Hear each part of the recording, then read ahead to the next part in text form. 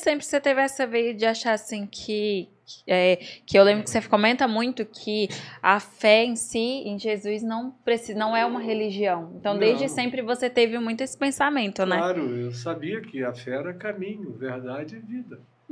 Então, a religião é invenção dos homens. Jesus não Uhum. criou religião nenhuma.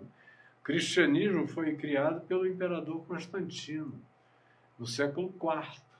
Para comandar. É, Jesus criou a comunidade da fé, dos irmãos que se reuniam para celebrar, para cultuar, para orar e para trazerem ajudas e ofertas financeiras e materiais para ajudarem os mais pobres ainda.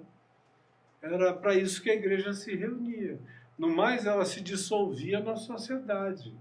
Cada um no mundo, na sua vida, vivendo o evangelho como prática, como fruto, como Jesus mandou, amando o mundo e aos outros. Do contrário, ninguém jamais crerá no evangelho. Só no máximo adere a uma religião. Mas o evangelho a gente experimenta como verdade e vida em nós mesmos, andando no caminho proposto, ou a gente é só religioso enganando-nos a nós mesmos sem termos provado nada da riqueza, da qualidade e do sentido do evangelho para a vida. Eu acho que desde antes e hoje ainda tem pessoas que se escondem através da religião para poder fazer certas coisas, para poder se impor em certas coisas, e aí usam do artifício da religião para isso. É só uma fantasia. Foi por isso que Jesus chamou os hiperreligiosos de mascarados, hipócritas. Significa isso, mascarados. Era um baile de máscaras. E a religião é um grande baile de máscaras. Todo mundo com uma cara que não é a sua, com um sorriso que não é o seu, com o jargão do gueto, um palavreado que só um membro do gueto identifica o outro, e você sabe até qual é o gueto da pessoa pelo palavreado dela. Eu, com anos e anos e anos e anos de história no meio cristão, eu sei a denominação da pessoa pelo tipo de língua estranha que ela fala. O tipo de língua, eu digo, essa aqui é da Assembleia. Essa aqui é a língua da igreja tal. Teve um tempo que eu sabia em Manaus de onde a pessoa vinha pela língua estranha que falava, porque eu conhecia o pastor, a mulher do pastor, pregava nessas igrejas e via como todo mundo falava a língua do pastor e da mulher do pastor, porque a maioria não está falando em língua genuinamente, a maioria só está imitando aquilo que ouvem como expressão de selo, de batismo com o Espírito Santo, de espiritualidade superior, pentecostal. Você tem que aprender a falar em outras línguas. Se você não fala por experiência pessoal profunda, espontânea do Espírito Santo em você, você fica ouvindo todo dia, o dia inteiro, que você aprende a falar mandarim, que é complexíssimo. O japonês não vai aprender 12 algaravias estáticas que a mulher do pastor repete, sempre as mesmas aliândores, cântaros, labaracraias. Daqui a pouco o cara tá ali, já sabendo, não, essa aqui é do apóstolo Arnaldo. Não é nem das igrejas, já é da brincadeira dele com as igrejas. Então é um lugar muito viciado. Aí você perguntaria, você é contra a igreja? Deus me livre. Eu sou a igreja. Aonde eu chego, a igreja chegou. Era isso que Jesus falava. Aonde eu chego, a igreja chegou. Eu carrego a igreja.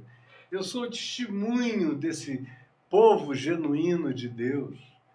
E das obras de amor que esse povo de Deus é chamado a praticar. Então, quem diz que eu não sou igreja é o cara mais estúpido possível, porque qualquer outro, um ateu olha para mim e ele diz, não, você é um dos poucos cristãos que eu conheço. O cara identifica, respeita esse curvo, a coerência da sua vida. Então, essa história dos igrejados, que são os que são afiliados ao galpão, à agremiação, ao clube religioso, dizerem que quem não frequenta ali nem paga o dízimo de associação àquela entidade religiosa representante de Deus na Terra, que é a igreja dele, está desigrejado. É como dizem. E aí, o maior sinal de igrejamento de alguém, além da frequência dominical mínima, é o dízimo. E até se você nunca aparecer, mas nunca faltar com o dízimo, com as ofertas, você não precisa ir, não. Porque está tudo bem. Agora, se você, além de duro, não dá o dízimo, ainda frequenta pouco, aí você está lascado. No entanto, eles vêm com essa história de desigrejados. Quem são os desigrejados? São os caras que tiveram tanta sensibilidade espiritual que não aguentaram ficar na loucura. Então, hoje no Brasil, em 2010, eram 14 milhões de desigrejados. O censo ainda não disse quanto é que encontraram dessa vez, mas eu acho que não é menos de 18 a 20 milhões de desigrejados, de pessoas que não suportaram o sanatório, o hospício, caíram fora, mas não de Cristo. Continuam firmes no Evangelho, perderam foi a culpa, perderam o medo de pastor, perderam aquela obrigação que os levava a serem manipulados e a fazerem deles tudo que deles se quisesse fazer. Acabou com isso, por isso eles são tão odiados. Mas é um pessoal que se reúne com os amigos e que oram juntos, que tem grupos de oração, que se encontram numa praça, num bosque, que fazem trilha juntos, que oram no meio do mato, que intercedem uns pelos outros, que se ajudam, que se identificam, especialmente aqueles que são vítimas de preconceito cada vez maior, se ajuntam uns com os outros, porque a gregariedade é uma necessidade humana essencial, de ter toque humano, abraço humano, encontro humano, gente do lado, afago, afeto, estímulo. Isso é igreja. O que não traz isso não é igreja. Pode ter placa na porta, gasofilácio monstruoso, campanha após campanha, um monte de coisas em nome de Jesus, programa na TV, mas se não traz esses elementos básicos de acolhimento, de aconchego, de afago, de afeto, de inclusividade, de carinho, de ajuda, de socorro, não é a igreja de Cristo. E aqueles que, mesmo não carregando uma placa na cabeça, fazem isso tudo, esses são igreja de Cristo.